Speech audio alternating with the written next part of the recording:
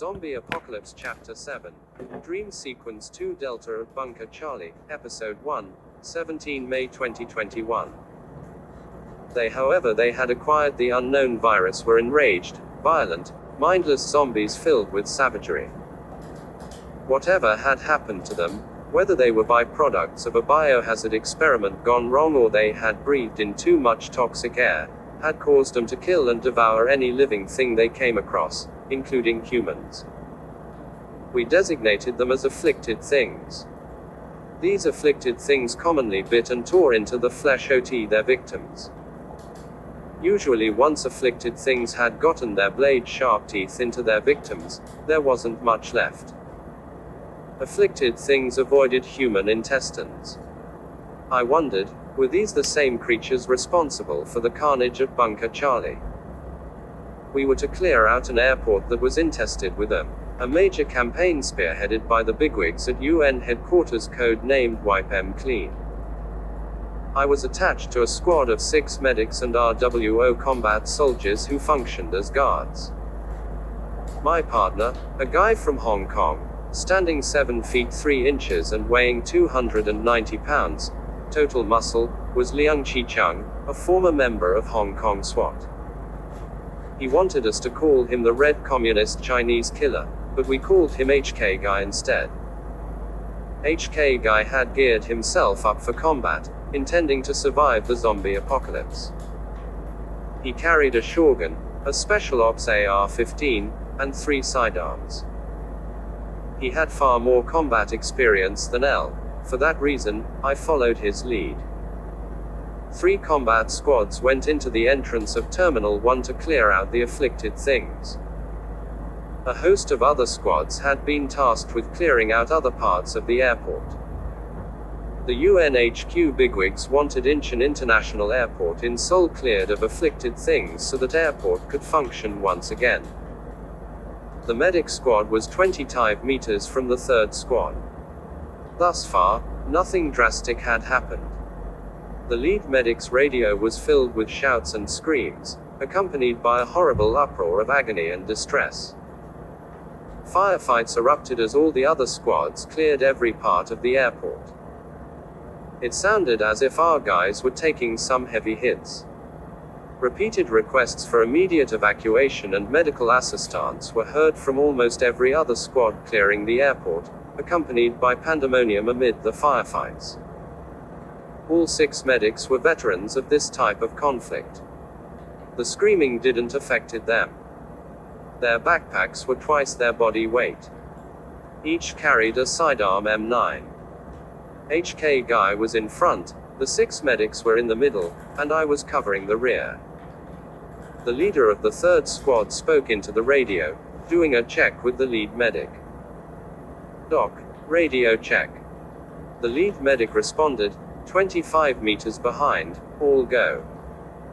Suddenly, loud firefighting erupted, so communication with that person went out.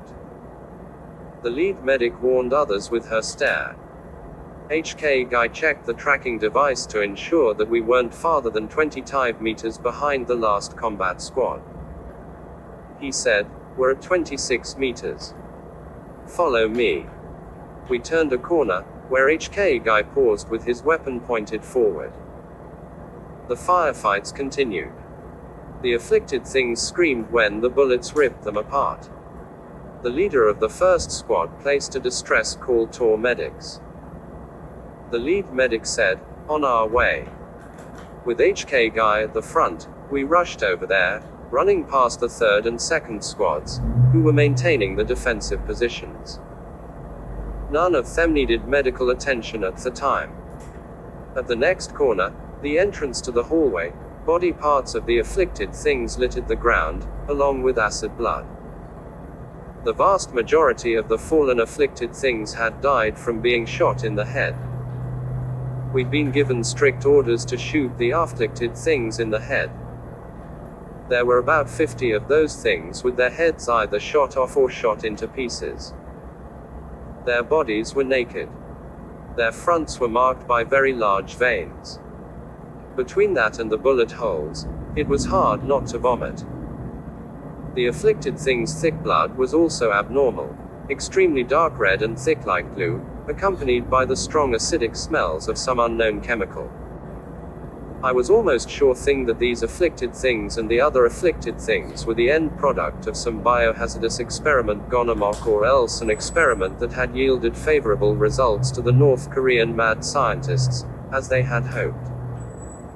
Either way, the 3 combat squads, among others, had been mandated to kill on sites without fail. To be bitten by one of the afflicted things was a guaranteed death. We reached the first squad. One of the soldiers had been bitten in the neck with a large chunk of flesh missing, exposing the veins and fatty tissue. Those who were helping the soldier were extra careful not to touch her blood. The lead medic evaluated the soldier, then told everyone to get back. The soldier was dead, yet her body was twitching in every which direction. The lead medic signaled for HK Guy to shoot her in the head. The very moment HK Guy raised his shotgun to proceed, the leader of the first squad tackled him. The two began wrestling with the others watching. Both got back on their feet. The leader of the first squad yelled, "You're not shooting her head off." HK Guy pushed his opponent against a wall, wagging his finger in his face. The height of the first squad leader was about 5 feet 6 inches, and HK Guy was well over 7 feet 5 inches. Once the shorter guy realized that it would be useless to try to fight against his foe, he pulled out his sidearm and pointed it directly at HK Guy's face.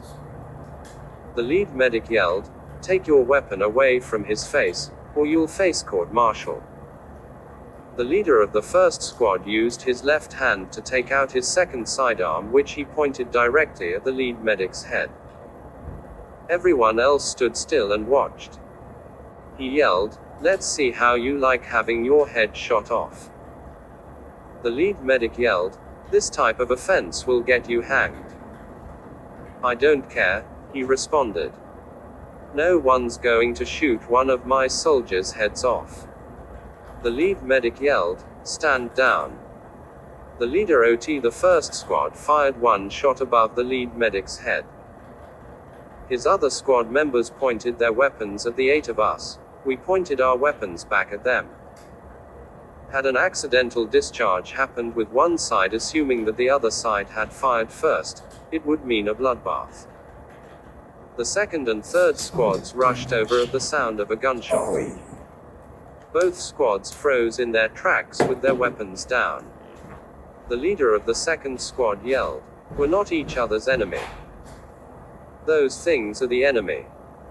All 19 of you, stand down." He yelled. No one listened. Who would be the first to crack under the pressure? "All of you, stand down, or I'll personally escort every one of you to be court-martialed," the leader of the second squad warned. All 19 remained steadfast with their weapons raised. No one yell dead. Both sides claimed to be in the right. Neither side trusted the other side. Soldiers from the second and third squads watched with wide open eyes, fearing an accidental discharge, which in turn would result in an all-out shootout. Without warning, the dead soldier's body twitched, although she had been dead for well over 20 minutes and hadn't breathed in 20 minutes either. Our attention shifted to the dead soldier. The dead body twitched more aggressively as it screamed horrifically. Then it went dead again. The twitching ceased. Then its eyes opened wide, and it moaned loudly. Its eyeballs rolled backward. Although its neck was missing a chunk of flesh with the veins ripped out and dangling in the air, the dead body became reanimated. It jerked itself up and became one of them, one of the afflicted things, and its primal need to feed upon warm flesh set in. It prepared to come for us.